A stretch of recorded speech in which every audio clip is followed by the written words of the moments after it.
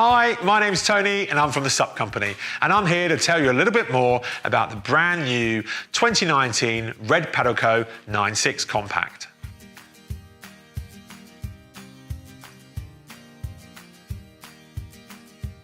Brand new for 2019, we've got arguably Red Paddleco's most hyped release ever, the Red Paddleco 9.6 Compact.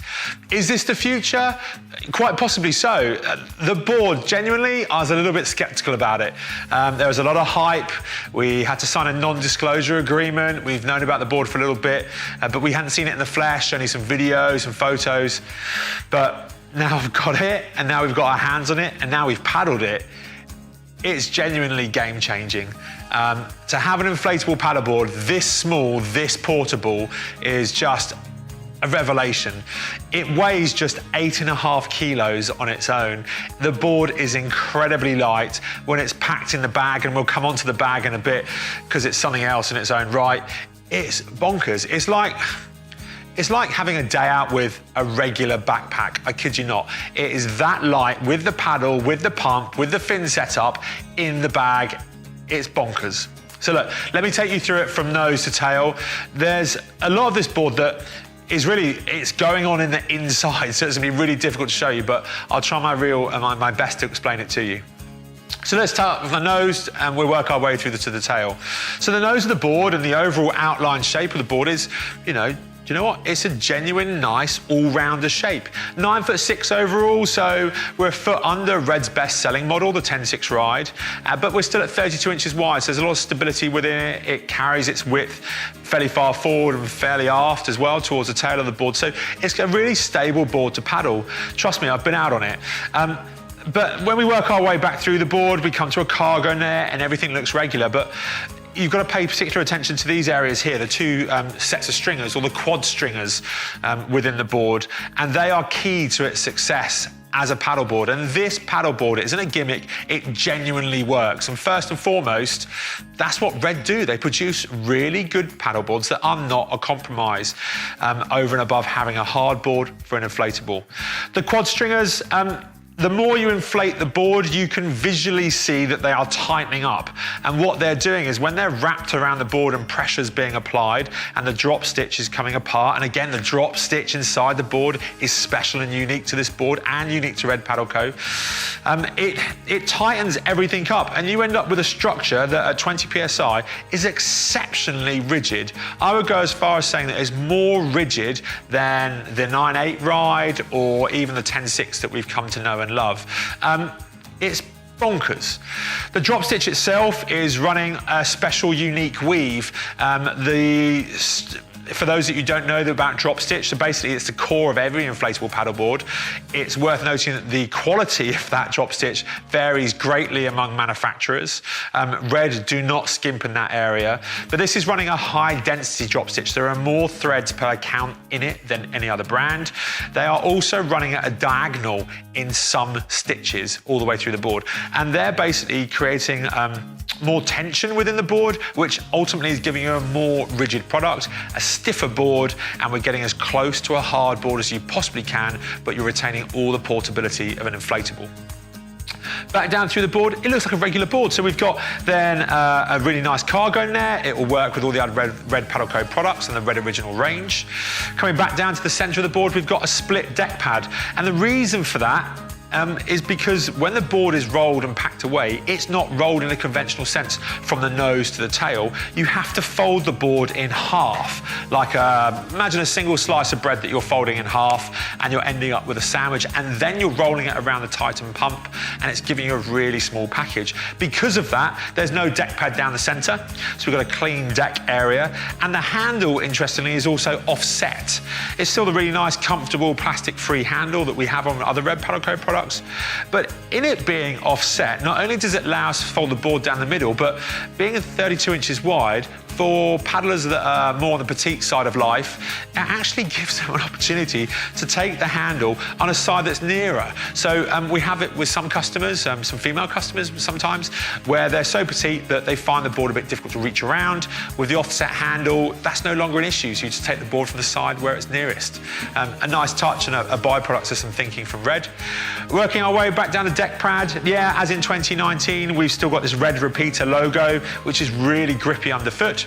Back towards the diamond cut area, so it just helps us orientate where we are on the board, and that flows all the way down to the tail. We can see also the valve is offset to one side, then also the leash anchoring point is also set off to the other. So again, we can fold all the way down the center line of the board. So let's just take a look at the underside of the board. It's so light, it's bonkers. So on the underside of the board, really nice clean finish. You can really see the outline shape of the board now, so it's that all-rounder shape, nice and wide in the tail, so again, lots of stability. But we can see those quad stringers again, so they are really responsible for a huge amount of what's going on this board, as well as that special drop stitch weave. But as we work our way back towards the tail of the board, the fin setup's not what we normally see from Red Paddle Co. It may look at a first glance, but trust me, it's not. It's very clever. The fins themselves are 5 3/4 inches long, so longer than the standard eye fins at 4.5 inches that we see from Red Paddle Co. And they help improve tracking. But interestingly, the closer you look, you'll see that they're toed in. And that's only going to help straight line tracking yet further again, because on a short board like this at 9.6, it can want to wander a little bit. But the fin system is working really hard to overcome that.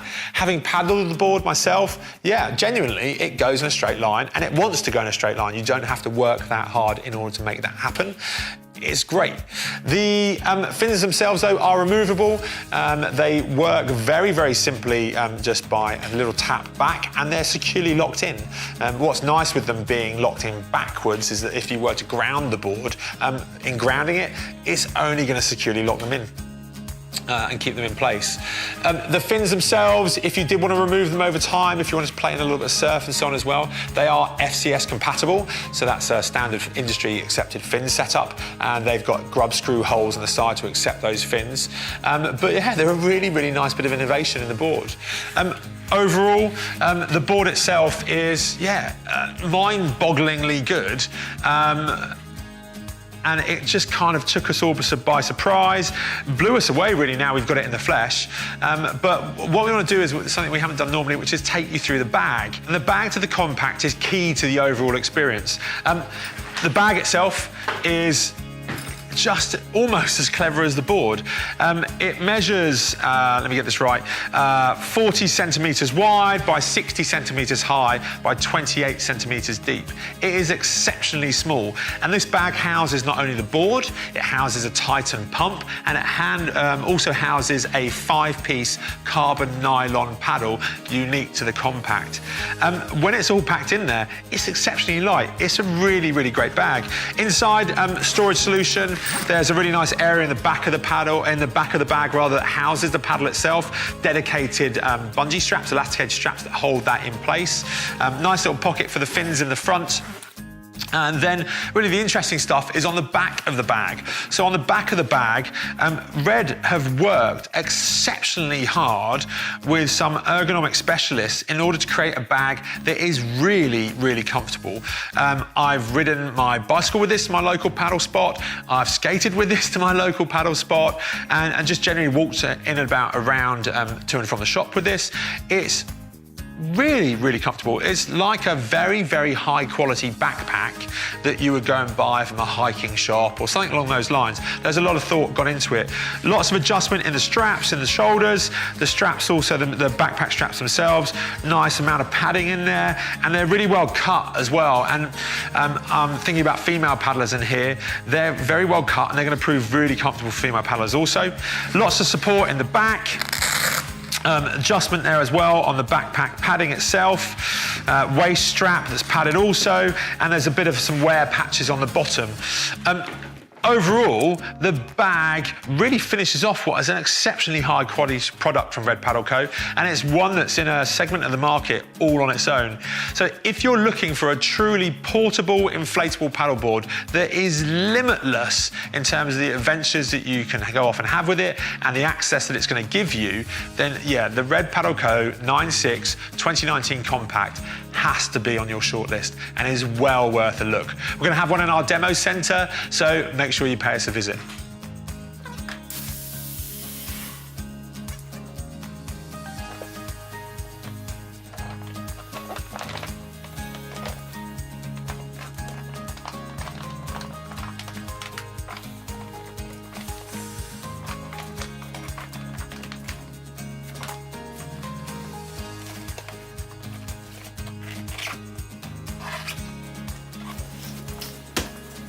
Thanks for watching our video. If you've got any questions about what you've seen, why not give us a call in the shop or visit thesupco.com.